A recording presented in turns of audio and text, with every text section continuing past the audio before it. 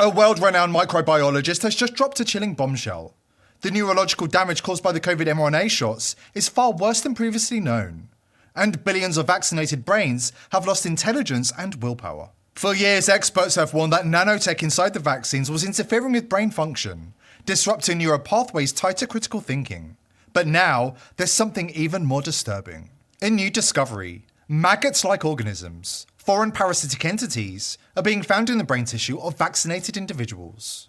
According to microbiologists, billions are already being affected, and the fallout will only accelerate from here. Coming up, we've uncovered evidence the media is desperate to bury and operating under orders from Big Pharma to suppress. Because if this gets out, mass panic will follow. A world-renowned microbiologist has just issued one of the most chilling warnings yet about the long-term impact of the mRNA COVID shots. And it's something the mainstream media is desperate to bury. Dr. Shukarit Bhakdi, a world-renowned professor of microbiology, is sounding the alarm over what he calls unprecedented, irreversible brain damage in billions of brains. According to Dr. Bhakdi, the mRNA technology doesn't just trigger immune reactions, it destroys brain cells. He's not talking about side effects, he's talking about permanent neurological damage. And if he's right, we could be witnessing a global crisis that has just begun unfolding. Now, I'm going to be very honest with you. I am no longer optimistic anymore. And the reason is very simple. The reason is because I'm afraid that these RNA vaccines, mod RNA vaccines, whatever you want to call them, have already done their job.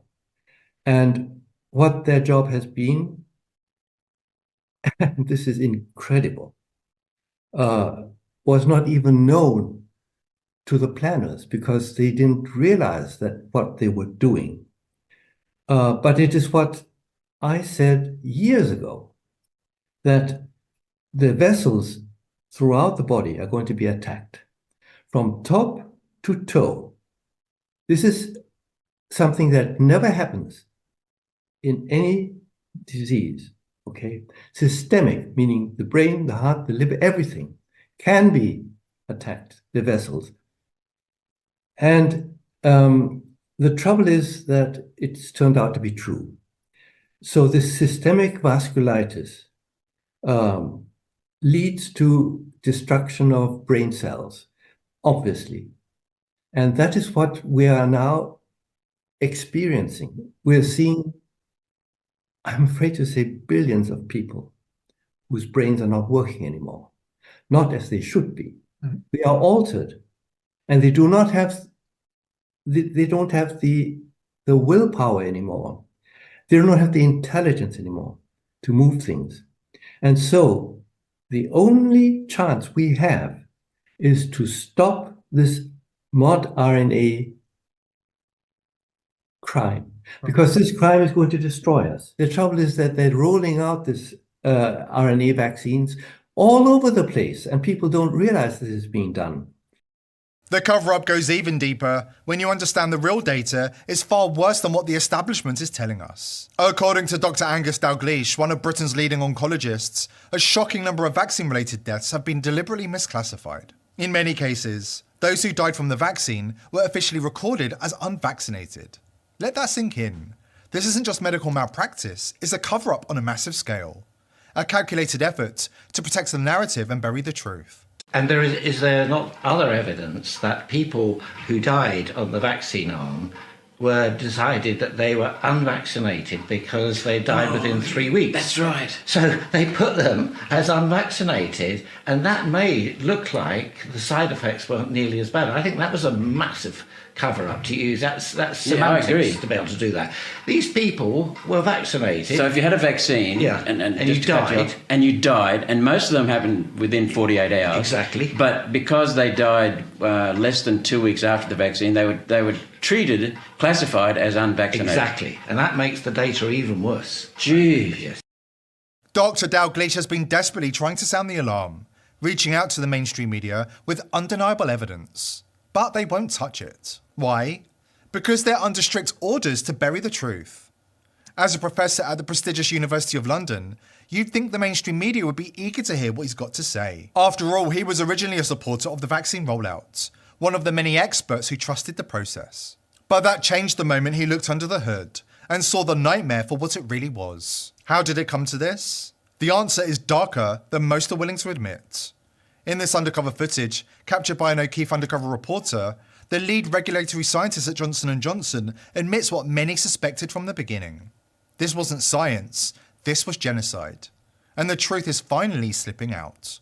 Do you have any idea the lack of research that was done on those products? Joe Biden says that it's safe and effective, but he didn't know. There's no proof. I mean, none of that stuff was safe and effective. People wanted it. Who gave it to them? It's like, all right, you know what? Cancer patient's going to die anyway. I'm sure somebody's going to get sued for that stuff eventually. Hi, Josh. Are you Josh Rice from Johnson & Johnson? You're going to deny your identity? Yes, sir.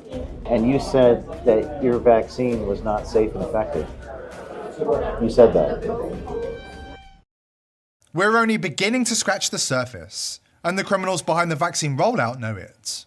While they scramble to cover their tracks, peer-reviewed studies are confirming what many feared. Vaccinated individuals are experiencing a sharp decline in cognitive function. Not just forgetfulness, but measurable losses in critical thinking, memory, emotional control, and even basic reasoning. Some neurologists estimate that the average vaccinated adult has lost 10 to 15 IQ points in just a few years. We've got the full breakdown right after this message from our sponsor. Japan's top oncologist, Professor Fukushima, has blown the whistle on what he calls one of the greatest deceptions in modern history. A global pharmaceutical operation that left billions of people exposed to catastrophic health consequences. According to Fukushima, the mRNA rollout has triggered a wave of neurological chaos, with maggot-like organisms interfering with brain function. At the same time, turbo cancers are erupting throughout the body at unprecedented speed, and cardiac arrests are spiking, not just in adults, but in toddlers and infants too. According to Fukushima, pharmaceutical giants disguise experimental gene editing technology as traditional vaccines, allowing them to bypass critical safety protocols and avoid proper testing in key areas like long-term effects, cancer risk, and impact on fertility. It wasn't science, it was a sleight of hand, and the world fell for it. そしてもう一つはワクチンを打つ。今までのワクチンはね、タンパク質でここに打ったらそこから他のところにはそうはいかなかった。ところが今のナノ粒子に入れた途端、それは血流に入ってそこら中に行くんですよ。だから脳にも行くし、爪の先にも行くしね、頭の先から下まで全部行くわけです。それを政府は偽って、そこにとどまって抗体を作る。冗談じゃないよ。頭の中に行ったら脳の中にも入るしね、他のそこら中の細胞に入るわけ。そこで抗原を作り出すわけ。抗原はスパイクタンパク。スパイクタンパクがご丁寧にめちゃくちゃ毒性が強いわけ。ミトコンドリアってね、エネルギーを産生する細胞の中のエネルギー生産工場を壊しちゃうわけですよ。こういうことが起こるっていうことは事前に分かったんだよね。だけど突っ走った。なぜかというと、行政はその時の法律とか審査のガイドラインっていうのがあって、その審査のガイドラインではワクチンの審査としてやるわけね。ワクチンとして審査するとね、体中に行くか行かないか、これ生体内分布というんです。体中のどの組織にこのワクチンが行くかどうか、こんなのは要求されてないんですよ、ガイドラインでは。それから遺伝毒性も要求されてない。でほとんどのそういう普通の薬で要求されることは何も要求されてないんですよ。だからほとんど素通りになるんです。だけど行政的にそれはデタラメじゃないんですよ。ガイドラインに、ワクチンの審査のガイドラインにね沿って審査するということで、ここになるんですね。これね、感染症予防遺伝子の治療薬って全部これ求められる。これは普通の薬で全部求められる。だから遺伝子と遺伝でもいいんで、薬については全部いるんです。生体内分布、どこの臓器にどれぐらい入るかについて、この感染症予防ワクチンはいらないんだ。全部いらないんだって。発がん性があるかどうかもいらないし、胎児に行くか行かないかも関係ないんだ。いらないんですよ。だから今のは遺伝子製剤なんです。ワクチンとして昔のワクチンと同じように審査しちゃいけないんですよ。このことを今回大臣に指摘しました。As long as the Japanese are on the case, there's still hope for the world. Japan remains one of the few developed nations not fully captured by Western big pharma, and history proves it. Back in the 1980s, Japanese health authorities noticed troubling signals. Rising child mortality following aggressive vaccine schedules, pushed by US pharmaceutical giants. But instead of doubling down, they hit the brakes. They pulled back, did their own research, and then changed course. And guess what happened? Children stopped dying. This actually happened in Japan. I think this is really interesting because you look at how these two countries behave towards vaccines and vaccine safety. And Japan has done really some actions which are not followed by a lot of the other Western advanced health economies. But when they noticed this rash of deaths in the 70s, they saw what they did is they raised the age of vaccination to 2 years old. Guess what happened? When they did that, infant deaths disappeared. So you have a country who noticed the signal, did something about it, and actually solved the problem. Neonatal mortality decreased. That's the kind of leadership the world needs right now. But the question is, will anybody else follow Japan's lead? HHS Secretary Robert F. Kennedy Jr. is well aware of the Japanese data, and he's not staying silent. In a candid interview with Jesse Waters on Fox, Kennedy confirmed what many suspected. We've known about the dangers of the COVID vaccine for children since the very beginning, all the way back to the Pfizer clinical trials. The data was there. The red flags were clear. Well, in terms of President Trump doesn't believe that anybody should get mandatory vaccines. There's a medical intervention. It has risks. People should make that choice for themselves. The COVID vaccine, the recommendation for children was always dubious. And it was dubious because kids had almost no risk for COVID-19. Some certain kids that had very profound morbidities may have a slight risk. Most kids don't. So why are we giving this to tens of millions of kids when the vaccine itself does have profound risk? We've seen huge associations with myocarditis and pericarditis, with strokes, with other injuries, with neurological injuries. And this was clear even in the clinical data that came out of Pfizer. There were actually more deaths. There were about 23% more deaths in the vaccine group than the placebo group. So, we need to ask questions and we need to consult with parents. We need to give people informed consent, and we shouldn't be making recommendations that are not good for the population. Many of you are asking, if RFK Jr. knows the COVID shots are dangerous, why hasn't he pulled them from the market? He's HHS Secretary, runs the CDC, FDA, and NIH. It should be easy, right? Not even close. Kennedy is up against a fortress of bureaucracy and corruption.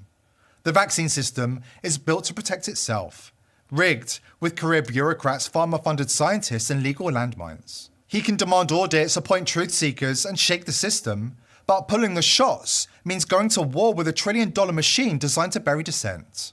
At the heart of it, ACIP, the Advisory Committee on Immunization Practices. These unelected experts control the vaccine schedule. Once their recommendations are rubber-stamped by the CDC director, they become law, driving mandates in schools, hospitals, and unlocking federal funding. And guess what? Some ACIP members are on Big Pharma's payroll. Conflict of interest screenings, they're a total joke. But Kennedy is not sitting still. He's already poached Peter Marks, the FDA's top vaccine pusher. One down, but the swamp is deep. He's also cutting $11 billion in bloated HHS programs, axing 10,000 jobs, and tightening conflicts of interest rules. But he has to move carefully. Push too fast, and the lawsuits and media hit jobs come flying. Go too slow, and he risks losing public trust, and warriors like you. Kennedy isn't backing down because he knows what's at stake. The truth about the jabs is no longer speculation. The hidden Pfizer data, the surging turbo cancers, the neurological damage, it's all real and it's all been covered up. We're witnessing the fallout of one of the most catastrophic medical experiments in human history. The consequences are devastating and they're only just beginning to surface. This isn't just a scandal, it's a turning point for humanity. Kennedy is exposing the rot from within, and if he succeeds, it won't just take down Big Pharma, it could change the course of history. Here at The People's Voice, we're determined to continue exposing the crimes of the global elite, but we need your help. Subscribe to the channel, tell your friends and family about us, and join the People's Voice Locals community for exclusive and uncensored content. We can't do without you.